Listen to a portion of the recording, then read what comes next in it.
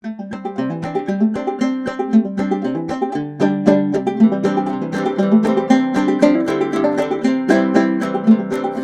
to Civil War Digital Digest. I'm Will. Well, we're getting to take our first trip of 2021, and we've come over to the very southeastern corner of Wisconsin to the Civil War Museum in Kenosha, and Doug Dammann is with me. Doug, thanks for having us here today. Will, great to have you. It's been a long time coming, and we're certainly glad to get the chance to talk to you today. Great. Well, do talk to me. Talk to me. What is the museum here, and why is it here? We're known as the Civil War Museum, part of the Kenosha Museum campus's 3-museum system. And this place is really unique in the story that we tell. And I can't tell you how many times people have come in the front door and asked, why would you build a Civil War museum in Kenosha, Wisconsin? There are no battlefields close by, right? People, I think, equate Civil War history with a battlefield site. And so for a lot of our visitors, it's somewhat confusing. What story do you tell? Why are you here? And my answer to that is, we are going to teach and tell the story of the upper Midwest during the Civil War, and really even extends back into the antebellum period, the actual 4 years of conflict during the Civil War, into Reconstruction, and in some ways bringing it almost to present day. The upper Midwest for us encompasses the states of Ohio, Michigan, Indiana, Wisconsin, Illinois, Iowa, and Minnesota. So we're looking at a multi-state story here, not just a Wisconsin story. Okay, so we're in a larger region here, and you say we're in a larger span that sort of encompasses the Civil War. Right. Where do we start?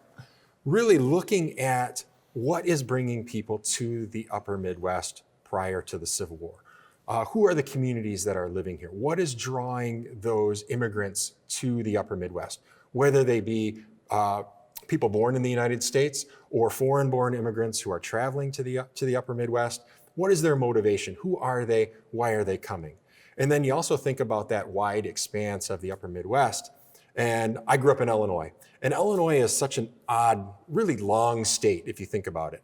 You know, I grew up in the northwest corner of Illinois. And I could have gone to Southern Illinois University in Carbondale, driven 8.5 hours, and still been in state. And so you look at the very southern tip of Illinois, it's further south than Richmond, Virginia.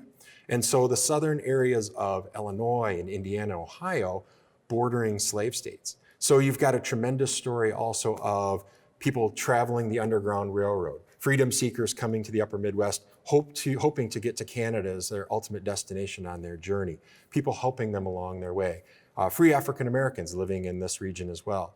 So it's a real mixture of people and cultures and stories, and that's really what we're all about here at the museum. Great. And there's so many ways you can look at museums these days. How do you guys tell these stories when somebody walks in your door? I think we really emphasize the people stories, biographies. I have found through taking people through here, how do you get them to remember and kind of internalize what they've seen? I think one of the best techniques we have is to introduce them to people who have similar experiences as themselves. And I think that's a trick that then they're going to internalize it, they're going to remember that, and learn from those historical experiences. I'll give you an example. School groups come to the museum all the time, and we get school groups from Milwaukee, Chicago, rural areas in Illinois and Wisconsin, all over from the Midwest. And when we're talking about those immigrants that were maybe coming to, those German or Irish immigrants that came to Wisconsin and prior to the Civil War, talking to students who maybe English may not be the first language in their home when they come here, and then giving them that example of those German or Irish Scandinavian immigrants moving to Wisconsin prior to the war, I think they see a lot of parallels in their own lives and why maybe their families decided to move to the upper Midwest, maybe how they get their information in their own households, whether it be through ESPN Deportes or Telemundo, television stations where English isn't the primary language.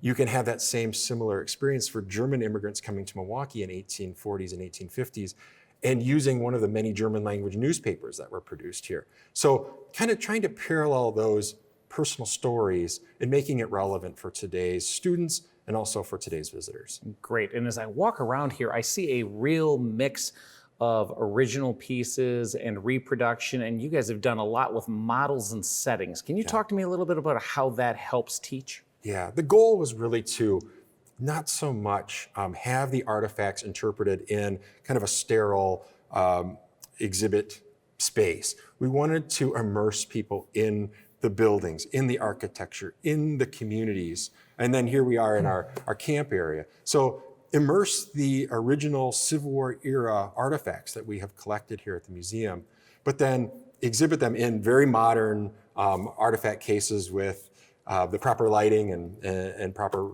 temperature and humidity controls, but within the context of how they would have been used or found during that particular time period.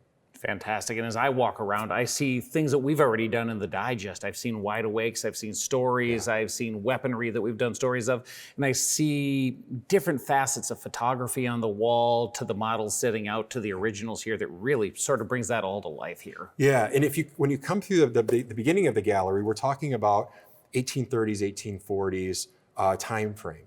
So we don't have a lot of photographic evidence of that time period, especially the large frame external photography. So what we rely on in that portion of the exhibit are painted murals. And we had an artist come and he painted the mural in about a quarter scale from what you see on the wall at the museum. Then they were digitally reproduced, and I often, when I'm taking people through, imagine they were hung like wallpaper in about 4-foot sections from ceiling to floor.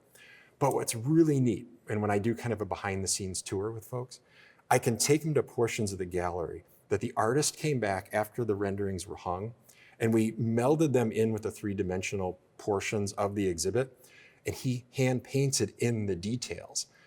There's a horse pulling a wagon that's kind of half of the horse is emerging out of the wall. Well, the artist came back and added details on the legs of the other legs of the horse that you couldn't see. No amount of planning could have brought that plastic model of the horse and married it to that image. He could only come back and add that detail in. You have time to take somebody one place in this museum. What does it for you? Where are you taking them? I think one of the more powerful tools that we have to get people excited about coming to the museum is our 360-degree theater. We have a 10-minute film called Seeing the Elephant. It runs every hour on the hour. I'm sure many of our viewers today have been to Gettysburg to see the cyclorama there, or maybe to Atlanta and the refurbished cyclorama that's out. Well, what we wanted to do was present a living, breathing, moving cyclorama that told a story. And that story is upper Midwestern soldiers, going off to war very early in the war, looking at what was motivating them, the many motivations that involved soldiers coming out of the upper Midwest. They go off to the camp, they're bored, they're worried that the war is passing them by and they're not gonna have the opportunity at glory in battle. And then we see their first experience with battle. And we see through following a certain number of these individuals through the film, through the storytelling, what their reaction is to it and the aftermath of that particular battle. The 360 nature of it really immerses people in it. Some of the more gratifying days that I've ever had working in public history is when our 7th and 8th grade audience gives the film a standing ovation when it's done. Fantastic. Well, we talk so much about connection in Civil War Digital Digest, and as we look towards the next generation, there's that connection. Yeah. Nobody wants to do anything uncool when you're in 7th and 8th grade, right? And so, it's a bit of a leap for these kids. And to know that it kind of maybe moved them in some small way. And maybe, I think coming to a museum or a historic site, what is our big hope? We want people to be inspired. Maybe they go to the museum store, pick up a book before they go to the public library and check something out because they didn't know that their community in Northwest Illinois was Wisconsin even a state when the Civil War started? Did we send troops? Mm-hmm. After I've been to this museum, I know that those basic facts, I can remember that. The film really hooked me and got me excited about learning more. And they'll take that next step and learn more about it. So that's what I think we're really all about. Great. Well, Doug, thanks for hosting us today. No problem. Those of you watching, thanks for spending time with Civil War Digital Digest. My full-time work is in the motion picture field, and I will put this 360-degree movie as one of the 2 best I've seen in the world, up there with a 360-degree show at Epcot and Disney. And when you compare this to the Disney Imagineers, that's a pretty great way to forge a connection to American history. Thanks for spending your time with Civil War Digital Digest. We'll see you soon.